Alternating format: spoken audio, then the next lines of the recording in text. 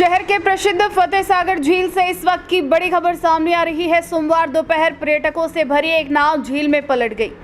घटना की जानकारी मिलते ही प्रशासनिक महकमे में हड़कंप मच गया। मौके पर जिला प्रशासन, पुलिस, नगर निगम और एनडीआरएफ की टीम तुरंत पहुंची और रेस्क्यू ऑपरेशन शुरू कर दिया गया।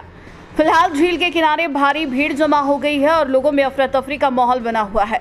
प्रारंभिक जानकारी के अनुसार तेज हवाओं के चलने से नाव का बैलेंस बिगड़ गया। बट इधर सिक्योरिटी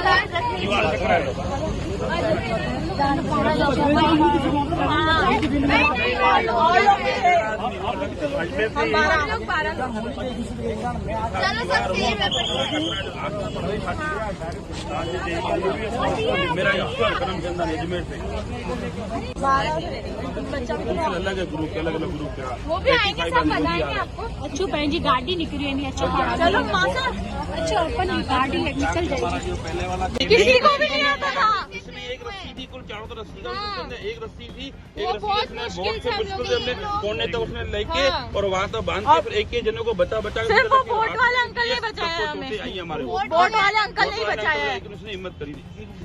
इतने पैसेंजर तो आते हैं और इतने हम ले आते हैं, आगे चल के पूरा बैलेंस खराब हुआ। एक बंदा ही था, उस वो भी उतर और हमने कहा तू हिम्मत करके हमको तो बचा। हमने अपने मालिक को याद से अपनी जान खुद बचा के यहाँ तक पहुँचे।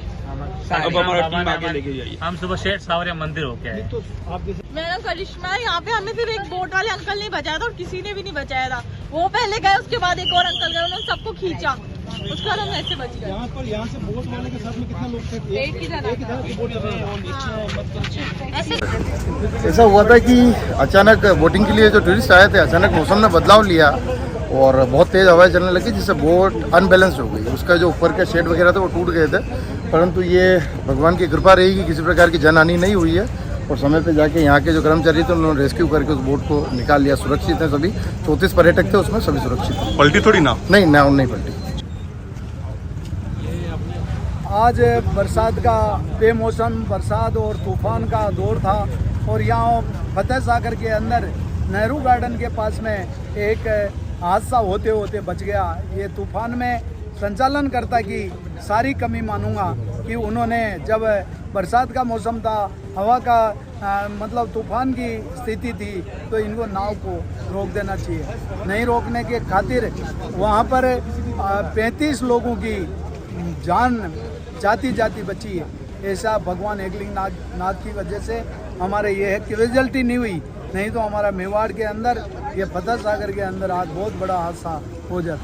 भाई साहब, क्या इस तरह से जो नावें चलती है उसके अंदर क्या प्रोटेक्शन के तहत, लोगों की सुरक्षा के तहत, क्या यहाँ पर तैराक जो होते हैं, जो नागरिक सुरक्षा विभाग के लोग होते हैं, उनको यहाँ पे साथ में नहीं बैठाना चाहिए? बिल्कुल यहाँ पर होना चाहिए और उसकी अगर नहीं है तो उसकी भी मॉनिटरिंग होगी।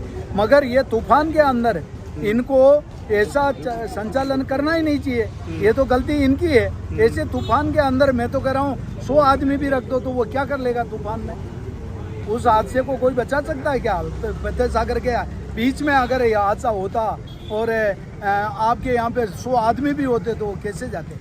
ऐसी स्थिति में यहाँ जो संचालनकर्ता की कमी है, जो इन्होंने संचालन किया और ऐसी स्थिति में इन्होंने कंट्रोल नहीं, कार्रवाई होगी, पूरी कार्रवाई होगी। हुक्म किस तरह का आज घटनाक्रम हुआ? देखिए, अभी आधे घंटे पहले सूचना मिली, जो दृश्य हमने उदयपुर का देखा, जिस पार से बारिश हुई तेज और आंधी तूफान अनेक हमने देखा। रास्ते से मैं आ रहा हूँ, अनेक पेड़ धराशायी भी हुए और किसी प्रकार की जनहानि तो हुई नहीं, लेकिन जिस प्रकार से अभी फतेह सागर में जो घटना हुई, और मैं मानता हूँ कि लोग अपने ऐसी भयंकर आंधी तूफान थी, घरों के अंदर पैक हो गए थे, जहाँ साधन था वहीं रुक गए थे लोग। ऐसी आंधी तूफान के बाद भी अपने ये जो नाव संचालक है रोजगार को रोक रहे। इनके लिए मानव जीवन का खतरा कोई, मैं मानता हूँ उनके लिए कोई बड़ी चीज़ नहीं थी, लेकिन जिस प्रकार से घटना हुई ये तो बड़ी कैजुअलिटी हुई नहीं और मैं मानता हूँ कि बच गए लोग, लेकिन घोर लापरवाही है। अभी प्रशासनिक अधिकारी है, उनसे बात करके दोषी होगी, निश्चित तौर से उनके खिलाफ कार्रवाई होगी। और सबसे बड़ी बात है, कोई कैजुअलिटी हुई नहीं है, ये मेरे को भी पता लगा है। और इनके जो क्या कारण रहा, कैसे क्या रहा, वो सारी जानकारी कलेक्टर साहब से लेंगे, यूआईटी अधिकारी से लेंगे, दोषी होंगे निश्चित तौर से कार्रवाई करेंगे। धन्यवाद।